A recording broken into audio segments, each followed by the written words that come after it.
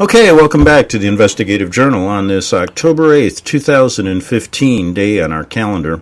I'm your host, Greg Anthony, and you're listening to FirstAmendmentRadio.com. You can listen to my show every evening from 6 p.m. to 7 p.m. That's live on FirstAmendmentRadio.com. And you can also get my broadcasts on ArcticBeacon.com. My show is also taped there, and you can get all the past shows going back 10 years. Also, I'm on several AM stations across the South, as well as selected shows that I put on shortwave radio. Now, the past week or so, I've been, for a long time, I've been covering the Tony Alamo ministry story for a good reason. Is in my mind, it shows exactly what's going on in this country regarding what you think you have, freedom of speech, freedom of religion, etc. But when you look closely at this, from both a secular, a spiritual, and I'll use a little bit of my legal experience, since I did spend a hell of a lot of money going to law school, but never practiced. Interesting. Maybe I will do that someday. But, I'm running out of time. You don't get that much time on this planet. So if I run out of time, so be it. The education was good in law school. I learned how these people really operate. It's really interesting when you go through that stuff. So I have a few thoughts today. Before I get to an old interview I want to go back to with the former New York police detective, Jim Rothstein. And I spent a number of hours on the radio back in 2006, 7, and 8, talking to Jim about a whole bunch of subjects, including, but not limited to, the Vatican's role in our government, what he found out on the streets of New York regarding their role in basically fostering pedophilia, moving these child, it's an incredible story. It's hard for me even to talk about. I'll let Jim talk about it in a minute. And I wanted to play this because I think it really does emphasize really the problem we have in this country and how we ignore it. That's the real key to this story. Why? There's certain people out there, like Tony Alamo, like, Tupper Saucy was one in his book, Rulers of Evil. There's radio hosts that talk about this subject. But we're, few and far between. The masses totally have taken this Vatican hypocritical our governmental story and taken it hook, line, and sinker. And it's quite sad. And, sometimes I wonder why... there's a lot of information out since the internet came to be, and I find that a lot of it's misinformation. There's a lot of great information out there, a lot of misinformation. And you know what? I'm going to play this Jim Rothstein interview, maybe add some things as I go along. I'll stop it and then give you some comments to update things. But I've got a few things I want to mention about all the people talking about the Vatican today. Most of them I know, and it is interesting that they fall into several categories, and I'll explain that maybe at the end of this show. I'm going to play some of this because it's really important to listen to Jim. Now remember, Jim is a former New York police detective who understood what was going on from working on the streets, trying to figure out where all these children were going, all these kidnapped children. And what he found out was quite interesting. Here's Jim Rothstein from an old interview I did back on the Genesis Communication Network. In fact, my show was right after Alex Jones. And it's nice to see that Alex now is finally coming out and saying that the Pope is a bad guy. Now, how he puts that is kind of interesting, and I'm going to leave that up to you guys to figure out. Because back when I knew Alex, he was calling me crazy for what I was saying. So, quite interesting. Here's Jim Rothstein.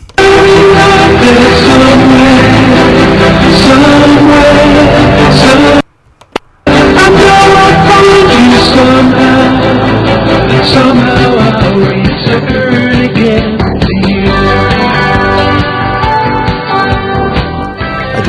this song brings back memories. Okay, welcome to the Investigative Journal. I'm your host, Greg Szymanski, and the show that's been called The Alternative to the Alternative Media for... Well, I got to explain this.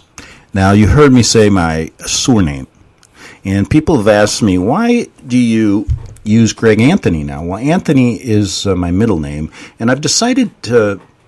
You got to listen to all my stories that I did with Terry Lee and how to free yourself from being a corporate U.S. citizen. It's not as easy as a lot of people make it out to be. In fact, I just received an email regarding this, and I may want to set the record straight on this whole thing, because I think over the years, using a little bit of my legal experience, I've come up with, through much research, through everybody that was trying to figure out, how can I get rid of this citizenship? Why am I just a bill of lading?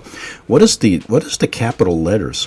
One thing you do is you can get rid of that, give them your God-given name. Greg Anthony, although I use it as a stage name as well, is really my God-given name. And that's the reason I'm using it, to clear that up. So, anyway, I explained that, why it's Greg Anthony, not Greg Anthony, my last name, as well. But here I was still using it, and many people say, oh, he uses that because no one can pronounce his Polish last name. Okay, well, here's Jim Rothstein. Good reason, because we do not hold back on anything. And if you can picture St. Peter's Square right now and the big dome on the Vatican, well, we're going to blow the dome right off and get down deep into what they really do in America. And none other than my guest is a former investigator, former detective from New York, Jim Rothstein, a courageous American who for years has fought these people tooth and nail, despite incredible odds. I am so honored to have Jim here. I'm going to forego any news updates on several stories and hold those to tomorrow, because I don't want to waste one moment, because Jim Rothstein, a former investigator and detective of the New York Police Department, is with us, and he's going to document his story and then also tie together another story that's in the news now, in the alternative news, and that is the Noreen Gosh story. We had Noreen on last week. Jim is working as a consultant helping Noreen try to get to the bottom of this pedophile ring, and he has worked hard for the last 2 years to try and get these photos and these pedophiles behind bars, the real guys who are the big shots above, and he's still working there. With that, let me introduce Jim Rothstein. Jim, how are you today? Fine. Thanks for having me on your show. Well, Jim, it's a pleasure, because I tell you what, I just want my listeners to realize this, that if anybody's had any doubts about the Vatican involvement in our U.S. foreign and domestic policy, listen to Jim, who's been a detective on the front line working to get to the bottom of many of these stories that involve pedophiles, involving Cardinal Spellman, who we're going to get into. Jim, before we get into Noreen, let's go back to you. Tell people, I know you're also a veteran. Tell us a little bit about your background and how you got involved in these very sensitive cases as a detective in New York. Go ahead. Well, I started off in the New York City Police Department in 1965, and it was shortly after I got out of the police academy, and I was assigned to Times Square. And about that time, I started observing a lot of girls who came from the Midwest and were being used as prostitutes. And there was a big pimp operation going. It had been going for a couple of years, I gathered. And I started keeping files on it and records. And that's how I got into it. And from there, I developed the informants that took me deeper into this, because once you developed a good informant base, and hookers were the best thing to start with, because people with fast money play with hookers. And I realized that at a very early in my career. And eventually we did a investigation that put the 11 of the 12 biggest pimps in jail. And what this investigation showed, that local police departments working with the federal government, the IRS and the FBI, can do the job of it if they want to. As you know, the FBI does not like to work this stuff, and very seldom will you see a major case brought and investigated to the final end, which we did in this particular case. That also took me into the pedophile world. And interesting things started happening. I got an informant out of there, probably one of the worst pedophiles that ever was on the face of the earth. He had been molested as a young boy in Brooklyn. His name was Skull Murphy, was his street name. His name was Ed Murphy. And he was getting older when I first met him. And Ed started giving me information. And one of the things he did was give me the information, like I said, in the early 60s, or the middle 60s when I got started, the thing you had to worry about was Cardinal Spellman. And he gave me a young man who got caught in Cardinal Spellman's apartment, and he was accused of stealing his shoes. Well, what had happened was somebody called up, and the kid took off and put Spellman's shoes on and ran and got caught, and Spellman the next day, being the gregarious guy, forgiving man he was, went to court and dropped the charges against the kid. Well, Skull gave me this guy and this information to make sure that I wasn't about to be interrupted by the power of New York itself. That's how I really got into this thing, and that's how I ran into Spellman, and then it went into the church. Well, why don't tell us now? So you were then promoted to a detective position, right? Yes. Later on, in the early 70s, I was promoted to detective, and basically continued doing the same work I had been doing, and a lot of this working the pedophiles and prostitution and that type of thing led us into all kinds of investigations. And one of them, finally, I'm going to skip over a few things and then we can go back over it, is where I was appointed to the New York State Select Committee on Crime by the governor of New York at that time, Hugh Carey, over the police commissioner mayor's head, because they realized there was such a problem that it would take a couple of detectives. There was my partner, Matty Rosenthal, and we were assigned to do this investigation with the committee. So you can understand there was a lot of heat on us because nobody gets assigned by the governor over the police commissioner mayor's head. So that then took us in, and we did the Vatican investigation, and we'll go into that as the show goes on. And then finally, I ended up, what really brought me to a crashing halt was when we identified some people from the intelligence community. They were using kids at the time to compromise people, and this happened in 1971. I found out about it later in 72, where they had used three young boys, two 14-year-olds and a 15-year-old. They were compromising some people, and they ended up killing them in rough sex. Okay, so that was back in 2000 and what? I interviewed him. He was talking in 2006. Now, fast forward to 2013, 14. I talked to Jim again, and he's talking back in the 70s when this was going on. Now we have Jim who had information, had that informant who.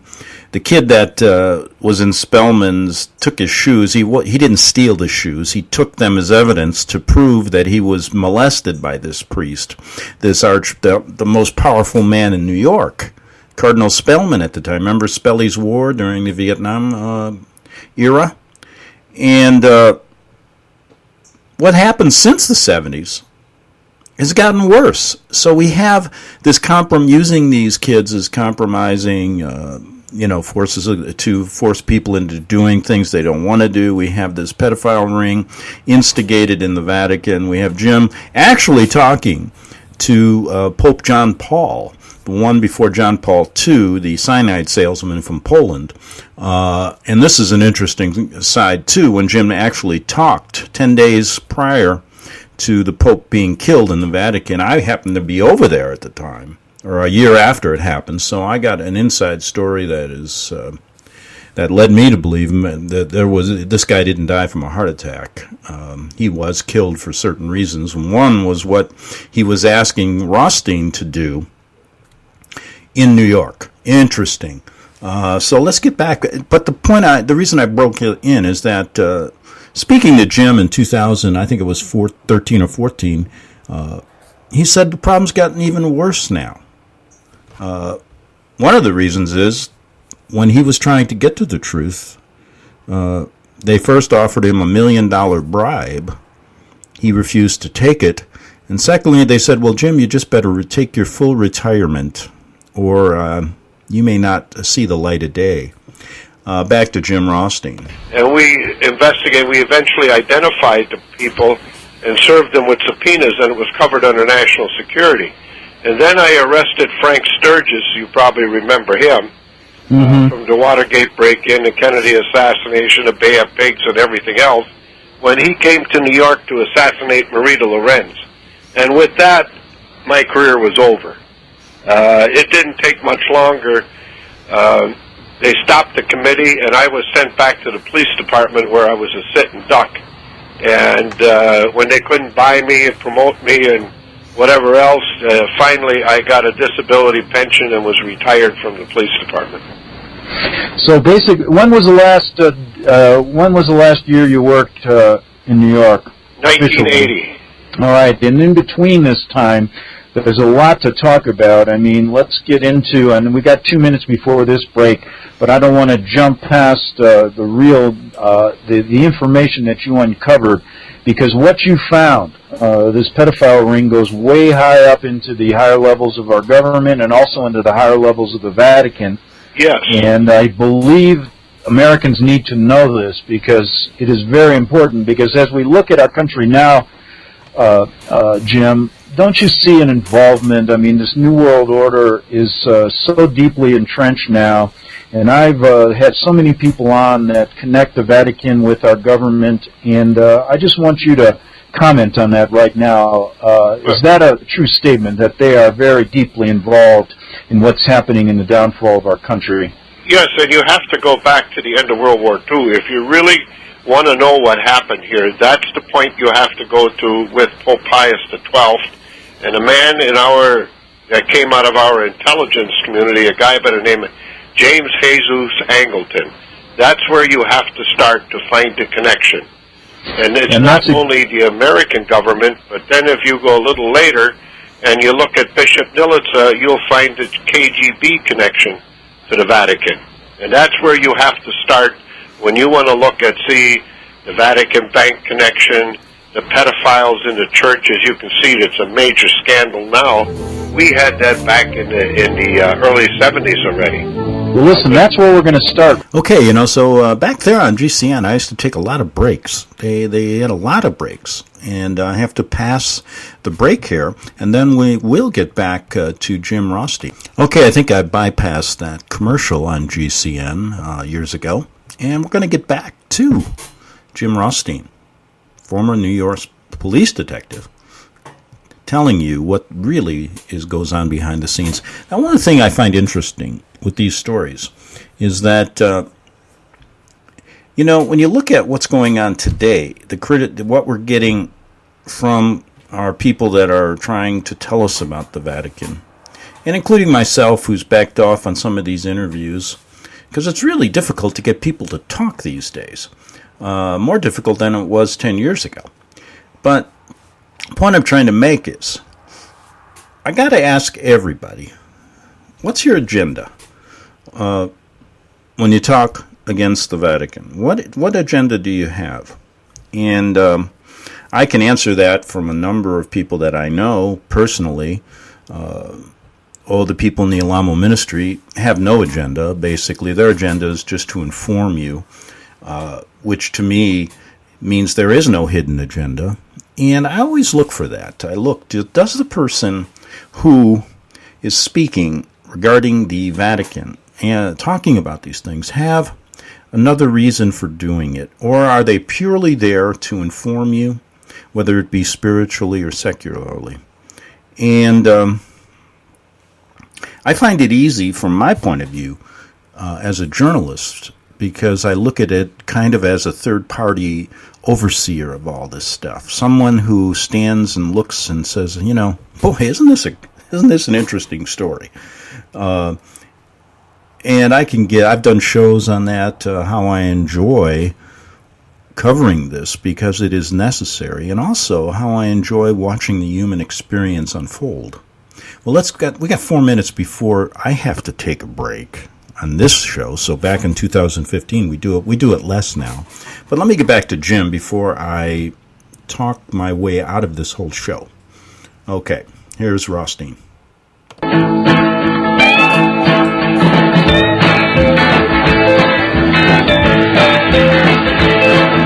Johnny's in the basement mixing up the medicine. I'm on the pavement thinking about the government. The man in a trench coat, badge out laid off, says he got a bad cough, wants to get it paid off. Look out. Okay, we are back on the Investigative Journal. My guest is Jim Rothstein, a former detective with the New York Police Department. And Americans, if you just have to wake up. It's just amazing. And Jim, I just want to say one thing. Despite all the disinformation out there, despite traitors like all of these liberal congressmen, senators who tell us they're trying to get at the truth, I can tell you personally they're not. And people like U.S. Congressman Ron Paul, Cynthia McKinney, are no better than George Bush and the rest of them, because they're all covering up the real truth. And they're just spreading fear and basically giving these people that we're going to talk about today the time to do what they're planning to do. Not only are they destroying our country's finances as we speak, but they're destroying the fabric of our country inside and out, the religious base, and I think Jim's story will testify to what I just said. Jim, let's get back to where you said we need to start. That's some of the documentation and the information you've learned going back to World War II, and certain CIA agents involved, and Vatican rat lines involved with the Nazi movement. Go ahead. I'm going to leave the floor to you. Well, as you said, going back to World War II, I brought that up before we went to the break. In our investigation, we found it took us back to that time, and for us to understand what was going on, we started there. I was given this information by some very reliable people. In fact, one of them was an informant that I got in 1976. I got through the confessional of Father Bruce Ritter. This young man had been in the Vatican studying to be a priest. When he went back home and said, "Papa, I didn't know for me to become a priest I had to do all these things, which was being molested and all that." Well, we got that informant, and with that, it gave us some insight, and we also found documents and stuff. Many of these things I was allowed to look at, and I never got copies of it.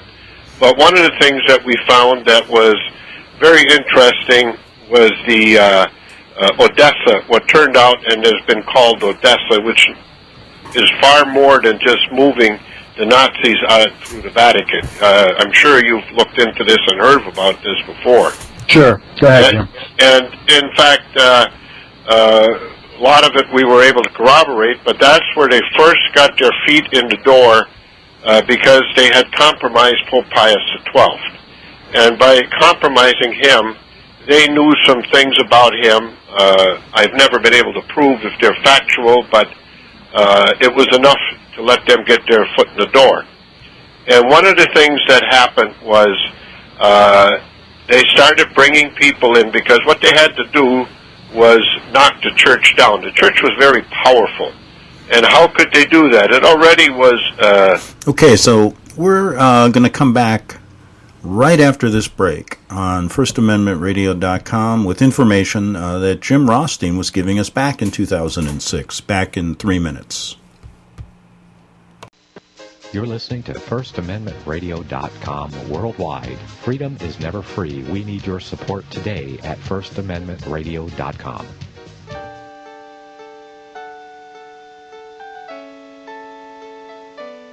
The program you are listening to is 100% sponsored by you, the listener, on this First Amendment Rights Media channel. You will notice that there are few commercials on this radio network. There's a good reason for that. Corporate advertising dollars come with strings that limit program content.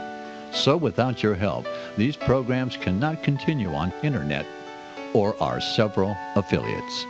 If you benefit by the educational law programs, we ask you to give. If you are admonished or nurtured by the Bible and ministry programs, we ask you to give. If some voice a cause that you are passionate about, we ask you to give. If you believe in any of these, we ask you to support them as you would a missionary on a continual basis, as if giving a tithe for missionary radio. These programs are not commercially viable and must be supported by those faithful to the cause of truth. Look for the button to sponsor your favorite programs at our listen and schedule pages on the internet. Then, when you subscribe, we will send you the last quarterly MP3 CD of that program immediately, and continue to do so with each new quarter. We will also give you unlimited archive access to all of our programs. We're asking you to give much less than a tithe, so that you may also send support directly to a particular program host, cause, and anywhere else the Spirit may lead you. Do all to the glory of our God and Creator, for His holy nation, the only kingdom that will last forever. Thank you for listening.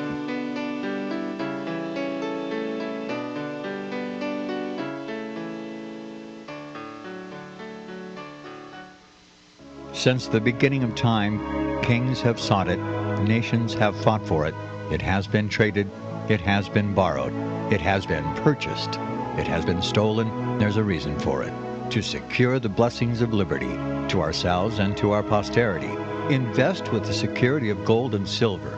Call Discount Gold and Silver Trading at 1-800-375-4188 or visit discountgoldandsilvertrading.net. Listen to Financial Survival with your host, Melody Cedarstrom, right here on FirstAmendmentRadio.com at 4 p.m. Eastern or 1 p.m. Pacific Time. Visit discountgoldandsilvertrading.net or call Discount Gold and Silver Trading at 1-800-375-4188. Toll free, 1-800-375-4188. Okay, we're back for the second half hour, and I'm going back to an old interview I did with Jim Rothstein, a former New York police detective, way back in 2006. One thing I can say is that things haven't gotten any better since then regarding the subjects we were talking about. And let me clear up one thing, because Jim's on a point right now that is interesting. He's talking about going back to World War II, looking at how Eugenio Pacelli, Pope Pius XII, was compromised. And to start there, regarding the Vatican's involvement in our government. Well, I spoke to Jim many, many times off the air regarding this subject. And my research and many other researchers goes way back. We can go back to the Revolutionary War. We can go back to Mystery Babylon to see how this all plays out. And so the question becomes, is there a faction in the church that is good? Is there a faction that is evil, and has the evil faction taken over? And all of this, to me, is kind of like rhetoric. No matter what, you have to look at this institution as totally evil. Now, inside of that evil, you're going to have factions constantly compromising each other, going in directions that one faction sees is better than another, and there is, well, what is it? There's no honor amongst thieves, is my point. So when we look at that, take that into consideration and do a lot of your own research. And I think if you do that, you can see through a lot of people out there in the media, Johnny-come-latelys like Alex Jones, or even people like Leo Zagami, who I at one point trusted and found out most likely Leo enjoys working both sides of the fence. Well, that's okay, I say, because you can learn from these people. You're the one that has to figure out what these hidden agendas are. And the only way you can do that is by getting as much information as you can, and you can get a lot from people on both sides of the fence, so to speak. Back to Jim Rothstein. Sleeping thing about bringing the pedophiles into the church. When you say, if I could interrupt, when you say they, could you be more specific? Who are you speaking about? This particular group that was behind Angleton. Angleton was the key guy, and whoever was behind that, we were never able to identify all the people involved, but that gets into something I'm not expert on, but people who know what that was at the time will know. You did mention Jesuit Bishop Nilitsa. Nilitsa was the KGB connection. They came in a little bit after World War II. Nilitsa just died a couple of years ago, so he got in there later. But that was the KGB. Let me clear up who he is. And I've done many stories about Medjugorje. If you don't know what Medjugorje is, it's one of those Vatican phony Mother Mary apparition sites where they collect a lot of money. Nilitsa was from that part of the world, a Jesuit archbishop who was basically in charge of the funds being channeled all over the place through bank accounts, the money being collected. Nilitsa was the front man at Medjugorje as well. Be getting into their foothold into the Vatican to spread this and get the pedophile agenda going. So there was a concerted effort to subvert the church. That's where it started, but then it moved on its own. They didn't have to push it anymore because we know what happened later on, and it's coming out more and more every day. When I got the informant, one of the things that we went back, I think we'll cover that now so people can understand what it led to, was that John Paul I, the Pope that lived 33, or was in there for 33 days as Pope, I was present with Father Bruce Ritter, who had the Covenant House in New York, and my partner Rosenthal, the night that Father Ritter was ordered to clean the pedophiles out of the church. He was given a special dispensation to do this. 10 days later, the Pope was dead, and our informant, who had come out of the Vatican, informed us that the Pope, in fact, had been murdered. So there was an effort, and if you look at the timeline in 78, this is before any of this was some people knew about it, but the public was not aware of this. And we at the time had a plan on what to do, but once the Pope was dead, that ended. And Ritter was thrown to the wolves, and as you know, years later, he was discredited and accused of being a pedophile, which was totally false. So that was how that ended. But in the meantime, in the early 70s, we started seeing and made observations of an organization that was made up of ex-New York cops that were moving money, and especially through the Vatican and that. And if you remember the part where the Vatican with Marcinkus and that, where they were going to have $950 million of phony stocks and bonds printed up. Well, the people that moved that and came out of it was the Gambino crime family, and the guy that did that was a guy named Big Al Carone. Al Carone had been a New York cop. He was also a military man and was tied to the intelligence community, plus he was a made man in the mob. So he was well qualified to work in every level. But we had him under observation as we did the whole operation. So we first got wind of this that early already. Okay, now Big Al Carone, he was a key man, connection between the Vatican, the Mafia, and New York officials, right? Yeah, and they were using the Vatican. A lot of the shadow stuff, money, and that was moving through the Vatican. That's what the Vatican Bank was set up for. And what was that other bank that went down with it? The Bank of Ambrosiano. Yeah, and all of that stuff. So this bears out the information that we had gotten early on.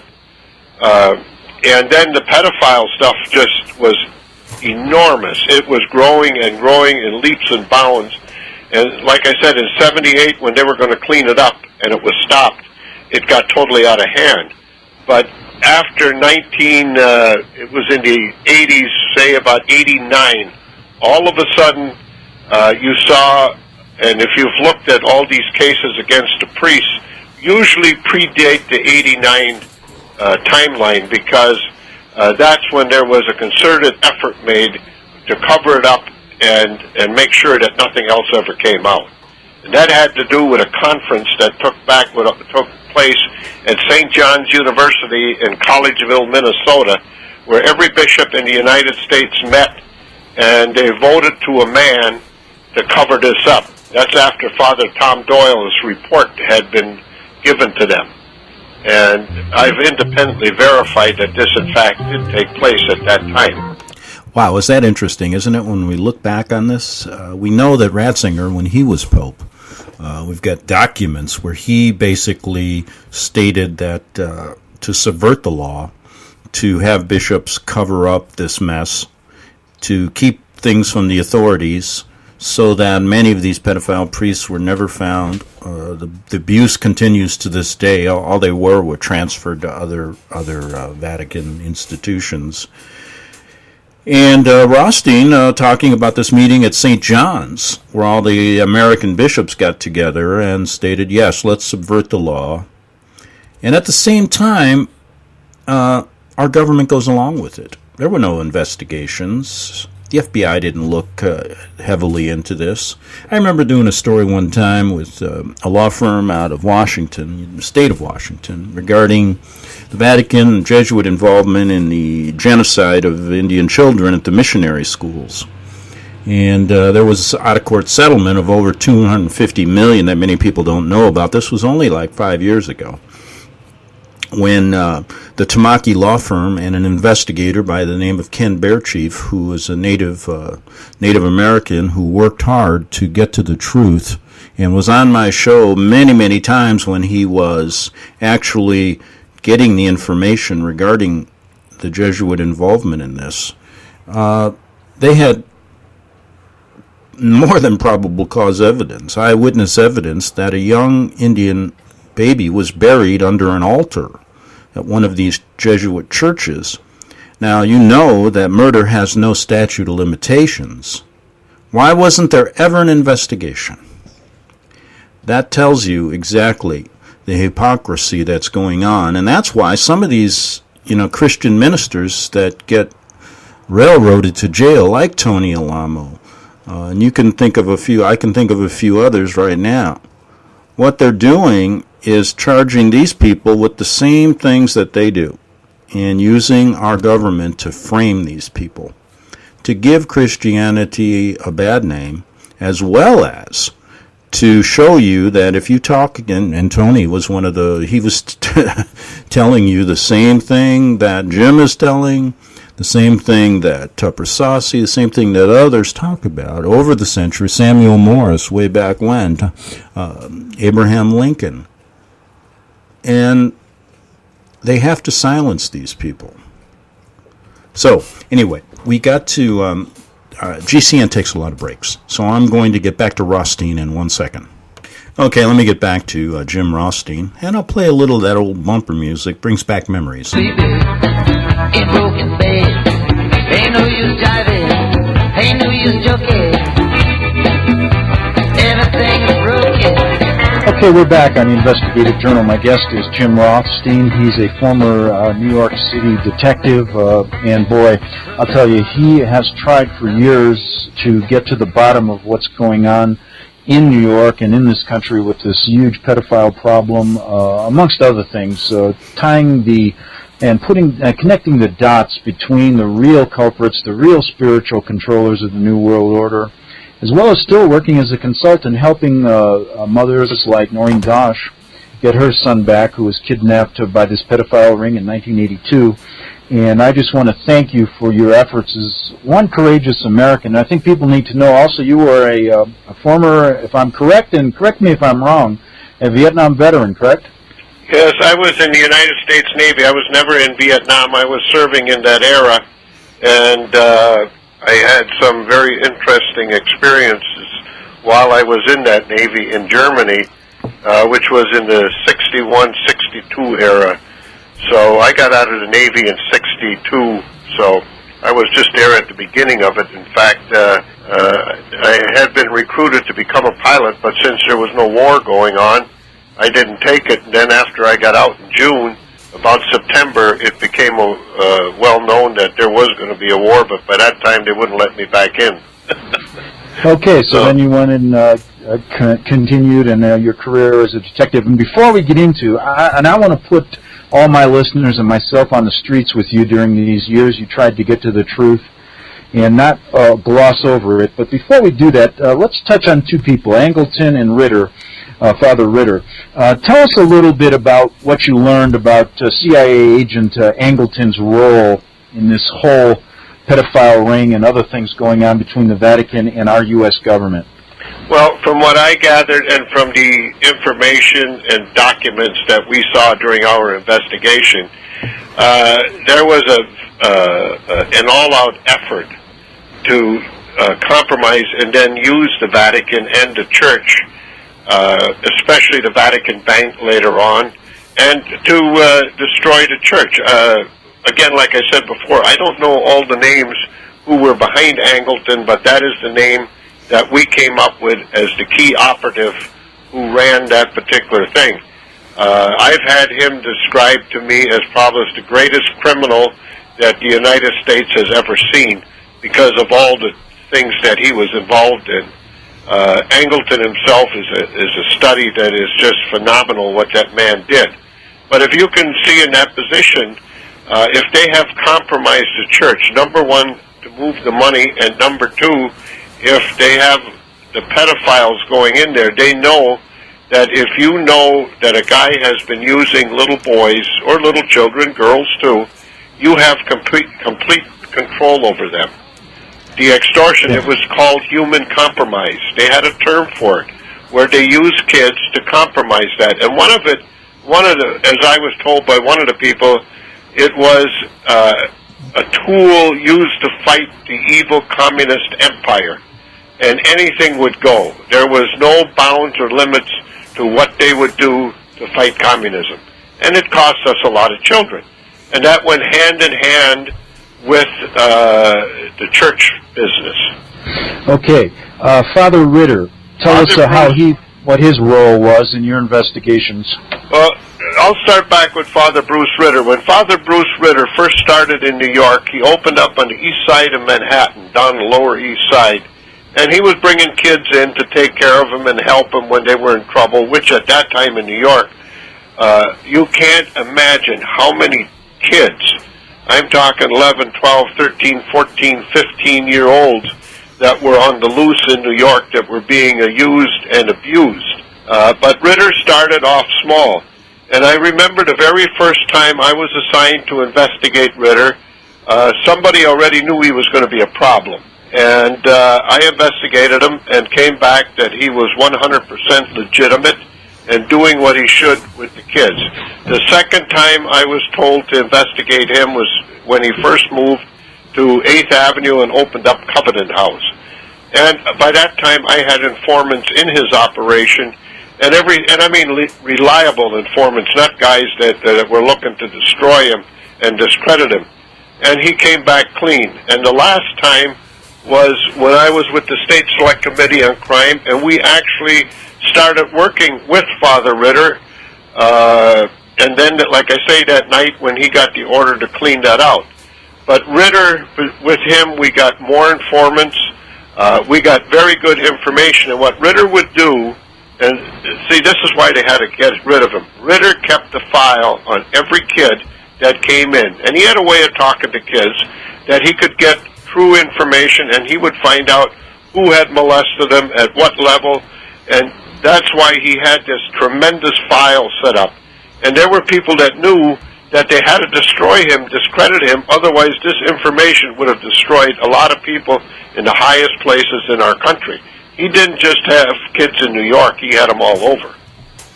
So you can see why they had to get him. And now, whatever happened to Father Ritter, for those of us who don't know, what happened to Ritter? Right after I left the state of New York, Father Ritter was accused by a couple of, I don't know, I call them bums, that he had molested them and that Father Bruce Ritter was a pedophile. I knew these guys. I can't think of their names right now. And they were So here we go. Here's another example. Let me bring this up. What happened when Ritter was trying to work on the good side with Rothstein, and they were basically Rothstein was dismissed, etc., etc. What they did is accuse Ritter, who was clean, just like they accused Tony Alamo, who's clean, of the same things they do. And they use these scumbags, just like they did at the Alamo Ministry, to bring Ritter down. Listen to what Jim says. Most unreliable people you've ever heard of. And I know what they were doing was a lie because, like I say, I had worked on Ritter, and I had people right in the operation that would have let me know if there was anything illegal or immoral going on. But, see, they had to destroy him. Otherwise, those files could have destroyed a lot of people in our country. And when I found out that he had been accused, I called the Cardinal in New York at that time, and I believe it was Cardinal O'Connor. And I spoke to the Cardinal and told him, I says, how can you let this, you know he's innocent, how can you let this priest go down the tubes? And O'Connor says, well, there's nothing I can do about that, you know, it's basically, well, it's something that's happening and it's too big. So they put me in touch with Peter Grace of W.R. Grace Shipping, who supposedly at that time was the highest-ranking lay Catholic in the United States. And at his request, they asked me to back off a little bit because the church was in a very bad position, and if this information got out, it would destroy the church. Well, years later, you know, all this sexual abuse started coming out, and so it was just delayed it some more. But at that time, they had the opportunity, and if the church would have taken an active step forward, like Pope John Paul I wanted to do, this would not have been the scandal it turned out to be. And can you imagine the thousands of children that would not have to have been molested, that ended up committing suicide and being killed? It wouldn't have happened.